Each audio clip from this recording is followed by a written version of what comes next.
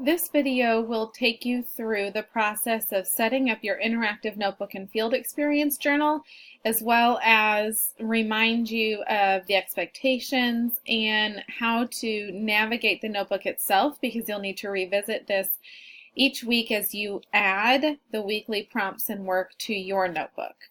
So if you go into your weekly content folder, right now you'll only be able to see week 1.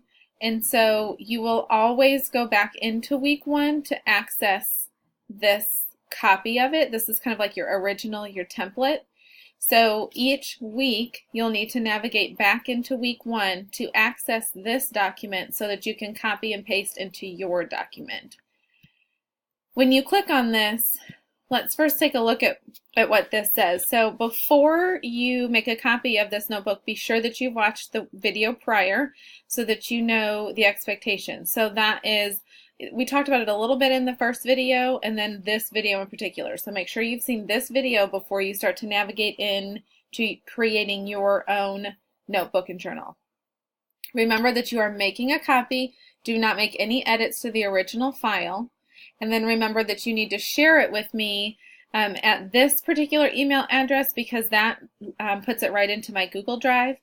For instructors and professors at Campbell, we don't have Gmail as the students do, and so this is a Gmail address so that we can just put it right into my Google Drive.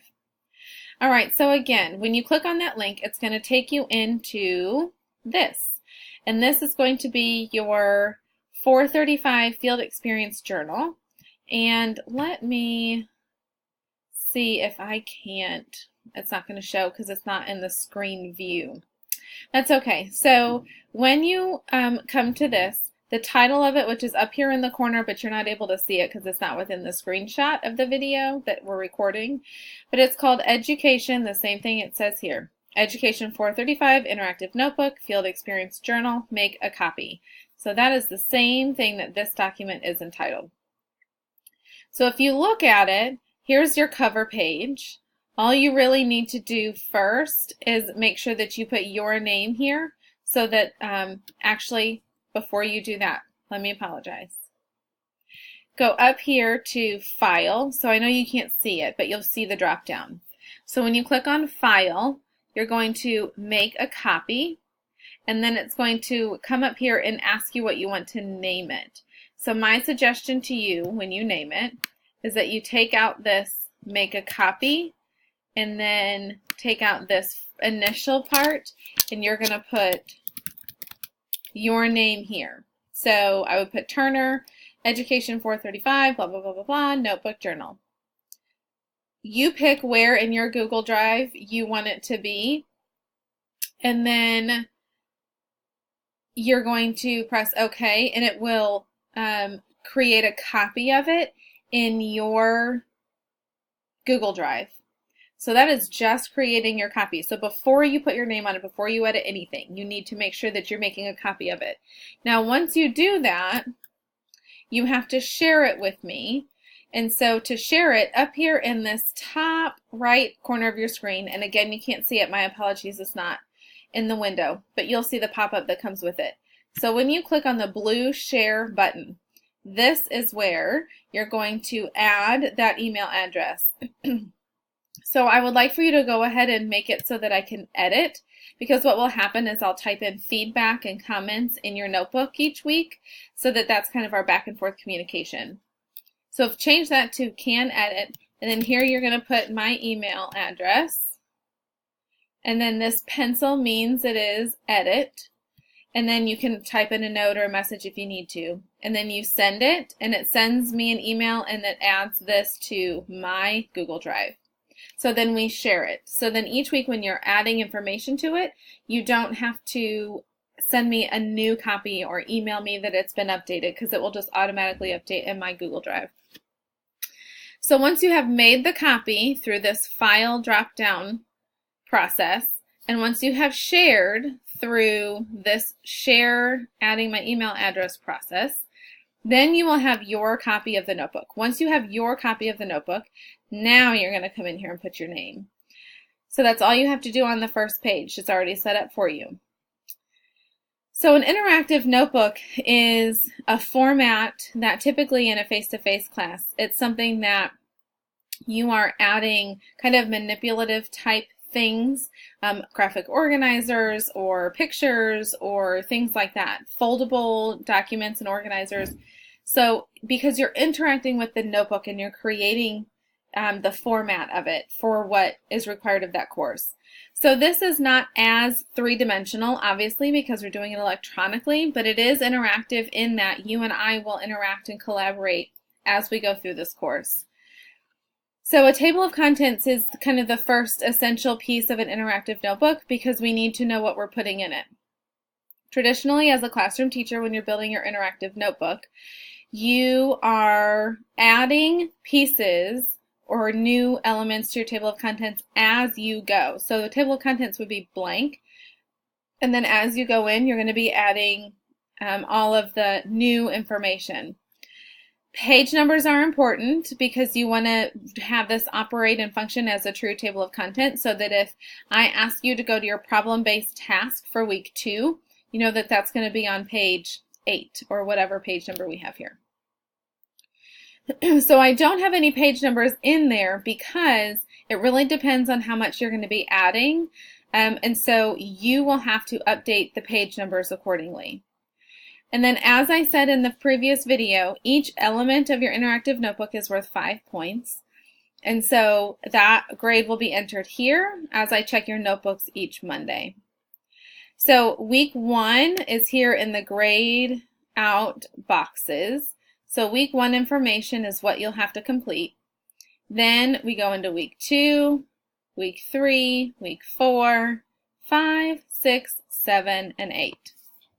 So you can see that I've already determined what your tasks are going to be for your interactive notebook for the 8-week term. So it's just a matter of you adding that information and keeping your page numbers updated.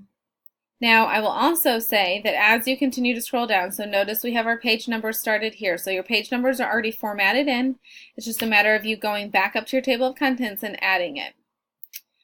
All right, so if you noticed week 1, back up here in our table of contents, we're going to be, and if you remember what we talked about with your schedule for the first week. So week 1, we have school classroom pacing, North Carolina Standard Course of Study, Standards of Mathematical Practice, the Guiding Children's Learning Mathematics Chapter 2, Hattie Preface, and Hattie Chapter 1. So all of those pieces are within your first week of your interactive notebook. So I took those same exact thing, all of those same pieces are right here, and I offered a little bit of clarification as to what you need to do with that information. So in week 1, these are the things that you need to accomplish by Sunday at 11:59. Now, I will say that we can have a little bit of an extension with that because of the late start in the term, but this is what you're going to be completing in week 1. So school classroom pacing was the first thing for week 1. So what I want you to do is copy and paste your grade level math pacing guide for the remainder of the second semester. So you guys are in the second 8-week term for spring online courses, which means you'll be in the classroom in their second semester, probably through the first week of May, I think is the end of our term. So I want you to access through your partner teacher in your placement where the pacing is from this point on for these 8 weeks that you and I are together. What is your classroom going to be focusing on for their math instruction? And then once you have the pacing guide, so a lot of times it's like a PDF document that you can just do a screenshot and you can cut and paste it in here. So this, I'm just literally looking for an image, or if it's not a document that exists and you just have to type it up, that's fine.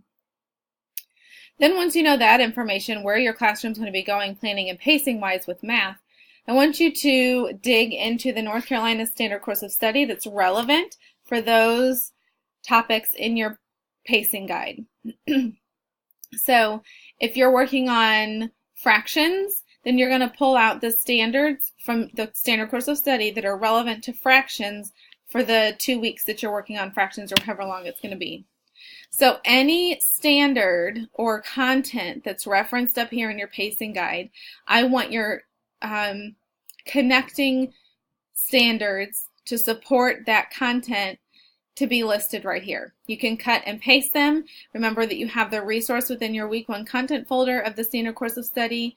You can screenshot them and cut and paste them. You can type them in, whatever you want. But these standards are based on the content that you will be working with in your in these 8 weeks. Standards of mathematical practice. So there is a link to standards of mathematical practice in the week 1 content folder. You need to identify each of the standards of mathematical practice and define them in your own words and provide an example. So this will be a typed response. Then in your Guiding Children's Learning of Math, that's your larger green textbook, I want you to read Chapter 2, and I want you to identify the domains within the Mathematics Common Core State Standards or the North Carolina Standard Course of Study. So right now, currently, the Common Core State Standards and the North Carolina Standard Course of Study are the same thing. They're just coded a little bit differently. So I want you to identify the domains within all of the Common Core State Standards or the Standard Course of Study for math. So not just your grade level, but what are the domains in all Common Core or Standard Course of Study math standards. Then I want you to, there's a link to this in your week 1 content folder. You're going to copy and paste an image of John Hattie's Barometer of Influence. Explain it, explain how it works, what does it mean for you, what does it mean for teachers. So I want you to take a look at that. And then also in week 1 in Hattie's Chapter 1, which is again accessible through your week 1 content folder, I want you to define in your own words. He talks about surface learning, deep learning, and transfer learning. And how does an effective teacher balance all 3 of those, and why is that important? So there's a lot of little pieces that we're gathering in week 1 because they will kind of build this foundation for us as we roll out into the rest of the semester. And we work through some field experiences and tutoring groups and observations. We need to be able to connect back to these things. So these are really anchors for us. Everything in instruction needs to come back to the standards and our pacing and best practice, and that's what all of these pieces are. So once you've completed this, you are going to either cut and paste or type where relevant in these empty boxes to be able to answer the prompt that's just above. And so, in fact, what I may do for you is I'm going to go ahead and put answer here so that you're able to just know exactly where you're supposed to answer. Just I don't want there to be any confusion. So I will finish adding that before you access it, but here is that information here. Let's see, let me just do this. There we go. All right, so it's all ready. So that's where you're going to put your answers and your information. Then as long as you've made a copy of it and you've shared it with me, then I will see this and I will be able to add any comments or feedback, and then I'll also be able to go up here to your table of contents and put in your grades that I will also put in Blackboard in the grade book, but you'll also be able to see it here just as kind of a continuous communication source for us. You can look and see what your next couple of weeks, I've taken everything from that table of contents page and I've plugged it in throughout the notebook. So it's here, but I have not yet specified what you have to do in each of these areas. But you can at least kind of see what you're going to be working on. And this mirrors the schedule in the syllabus. So it should all be the same thing. All right, so we'll keep adding this information. So right now, week 1, all of my information is going to be on page 3. Now, in reality, when I'm adding these screenshots and these documents and I'm typing in, I'm not going to have all of my information on page 3. So I'm going to have to go in and edit as I'm adding that information. So please make sure that you're editing this information because it has to align with where you're putting all that information in. Okay. All right, if you have any questions about your interactive notebook, please send me an email, give me a call, send me a message through Blackboard, and I'm happy to help.